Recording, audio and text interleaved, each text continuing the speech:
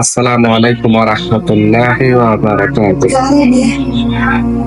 আসলে জীবনের হিসাবটা একটু মিলিয়ে নেই।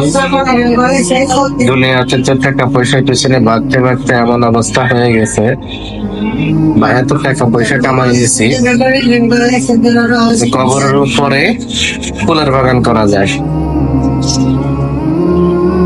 যেমন খুশি তেমন কবরকে সাজানো যায়, এমন ব্যবস্থা করা যাবে। কিন্তু কবরের ভিতরের কি অবস্থা, কি করলাম? কবরের ভিতরে তো আর টাকা পয়সা কাজে আসবে না। কবরের ভিতরে যে দুটো জিনিস দরকার, ঈমান এবং আমল, ওই দুটার কি অবস্থা একটু হিসাব মিলিয়ে নেন। আজকে চোখ বন্ধ করলে টাকা পয়সা ধন দৌলত কিছুই আপনার থাকবে না। নিজের চিন্তা করেন, নিজের আমলে ইমানে এগুলা ঠিক আছে কিনা।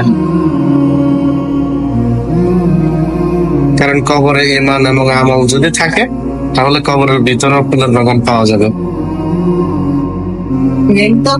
টাকা পয়সা লাগবে না।